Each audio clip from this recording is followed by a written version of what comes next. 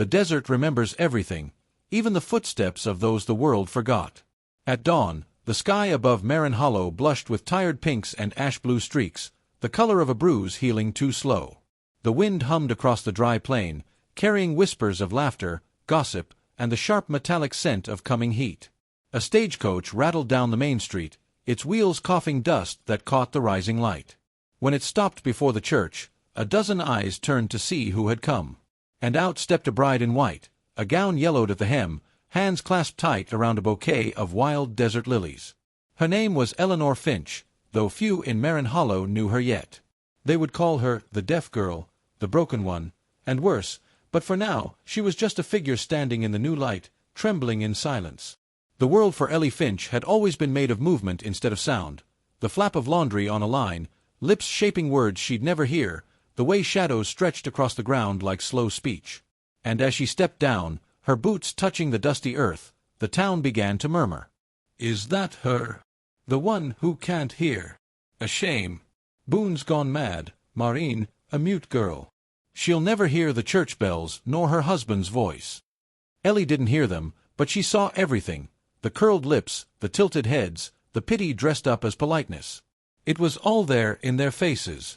The world was full of sound, yet she lived in the quiet pocket between their laughter and their lies. At the far end of the street stood rancher Silas Boone, tall, sun-worn, his coat dusted with the miles he'd walked to get here. His jaw was square, his eyes the color of river rock after rain. People said he'd been widowed 3 years before, that the ranch had gone silent after his wife died. Maybe that's why he didn't flinch when he heard of a deaf bride. Maybe he thought 2 kinds of silence could make a kind of peace. The preacher cleared his throat. The townsfolk crowded the church porch like vultures to a story. Ellie walked the path between them, her heart a hammer in her chest. Her aunt, Martha Finch, squeezed her hand before stepping back. "You'll be all right, Ellie," her lips formed softly. "He's a good man." Ellie nodded, not because she understood, but because she had learned to pretend she did. Inside the little wooden church, sunlight spilled through stained glass, painting her veil in crimson and gold. The air smelled of pine and dust. The preacher's mouth moved, words she couldn't catch. She stared at his lips, lost in the rhythm of them, and when he paused, she looked to Silas. He didn't speak either. He only placed his palm over his heart, slow and steady. And somehow, she understood. Ellie copied the motion, her hand trembling slightly over her chest. Around them, laughter bubbled like a cruel wind, low at first, then rising. A woman whispered, "Lord help him, he's marrying a ghost." The preacher blinked, uneasy, but Silas didn't look away from her. He said something then, his voice quiet, for her eyes only, though she could not hear, the shape of his lips spelled grace. "I'll walk beside you, not ahead of you." And for the first time that day, Ellie smiled. When they stepped out into the noon light, the bells rang though she could not hear them. The townsfolk's laughter followed like the clatter of loose coins, sharp, cheap, forgettable. Silas lifted her into the wagon waiting by the fence. The horses stirred as he took the reins, and without a word, they began the long ride to Boone Ranch. The land stretched wide, a quilt of pale scrub, red rock, and wind. Ellie sat straight, her hands folded in her lap, her heart full of 100 questions she couldn't ask. Every now and then, she'd glance at the rancher beside her. He didn't speak. His profile was stern, but not unkind.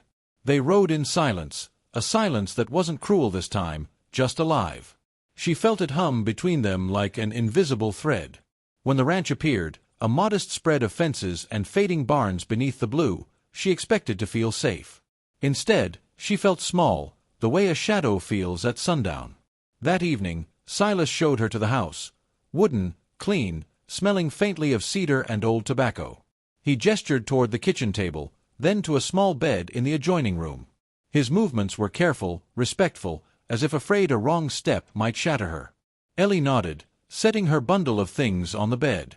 When she looked back, he was already outside, mending a fence, the sinking sun throwing long gold bars across his shoulders. She stood in the doorway and watched him work, dust turning to fire around his boots. He didn't glance back.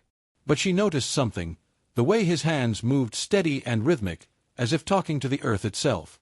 Maybe he, too, spoke in gestures no one else understood.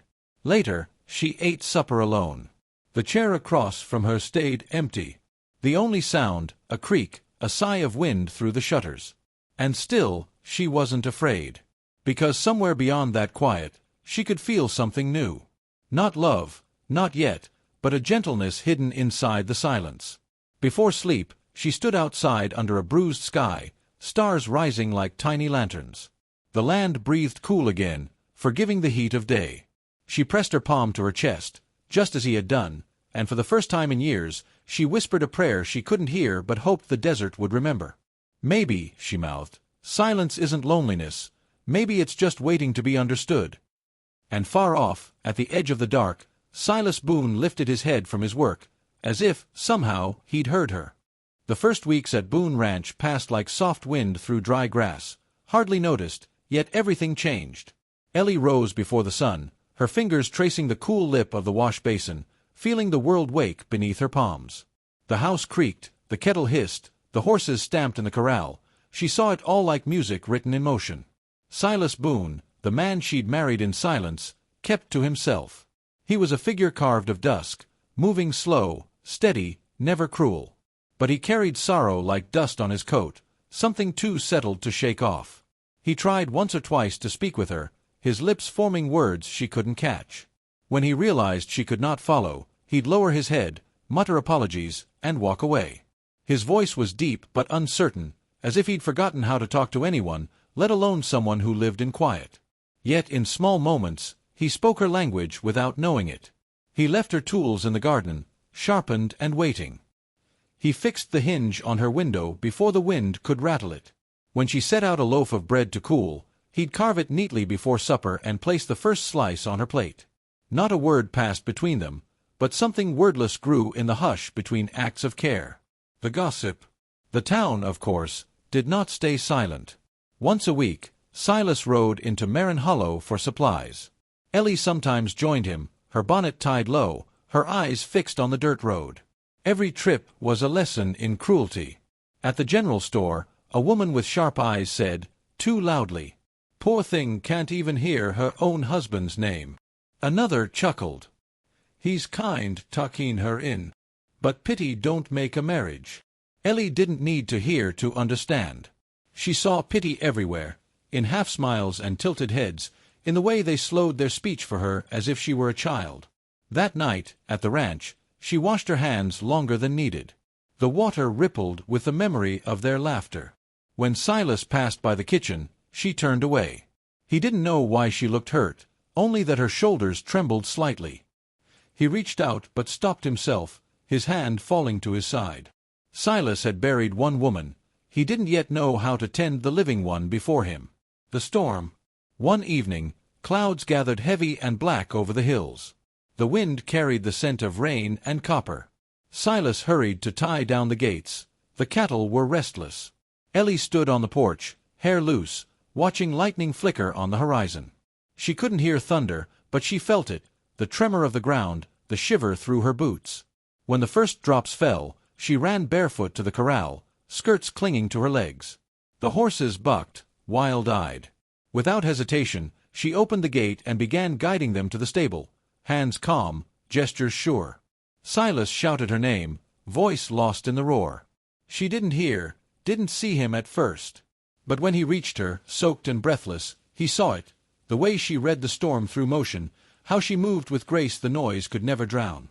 Together they pushed the last mare inside. The rain turned to silver curtains.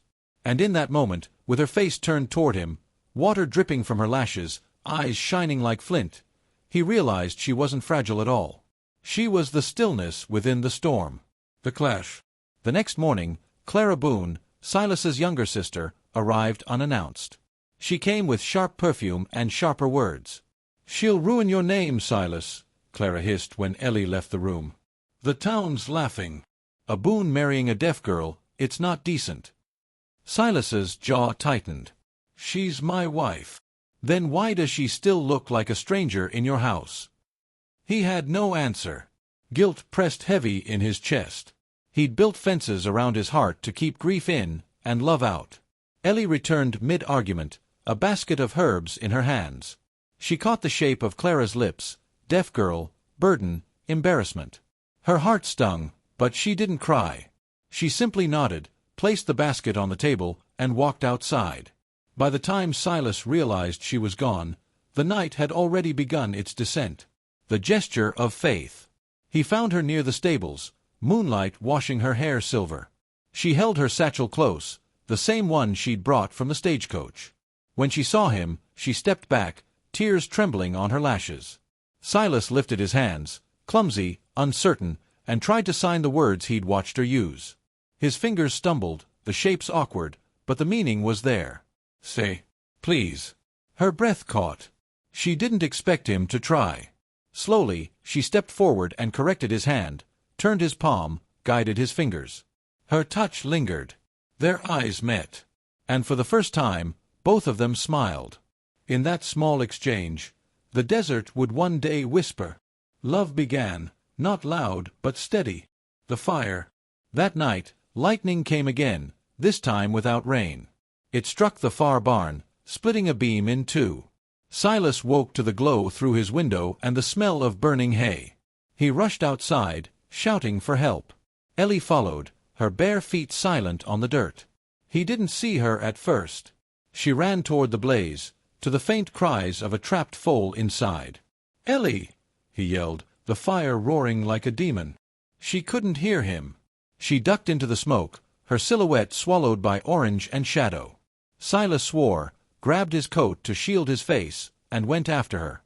Heat clawed at his skin, the air burned to breathe. Then, through the dark haze, he saw her, kneeling beside the frightened colt, whispering to it in touch and calm. He threw his arms around both, dragging them out through the collapsing doorway just as the roof gave way behind them. They fell onto the dirt, coughing, gasping, the stars above them faint through smoke. He held her close, trembling. For once, words were useless. Ellie reached up, brushed the soot from his cheek, and smiled, slow, tender, alive. That night, the storyteller would say, the fire burned more than wood. It burned away the shame between them. And as dawn crept pale across the hills, Marin Hollow woke to see smoke curling over Boone Ranch. But what they didn't see was the quiet miracle within it. Two hearts, rising from the ashes, learning to speak without sound. When the dawn came after the fire, it came soft and golden, the kind of light that forgives. Smoke drifted low across Boone Ranch, curling through the wreckage like memory. The barn was gone, reduced to embers and ash, but in its ruin, something new had taken root. Ellie Finch, the deaf bride they'd laughed at, sat wrapped in a blanket on the porch. Her hands were burned, her dress streaked with soot. Yet her eyes, those quiet, unyielding eyes, carried a calm that made even the wind hold its breath. Silas Boone knelt beside her, his shirt torn, hair matted with ash.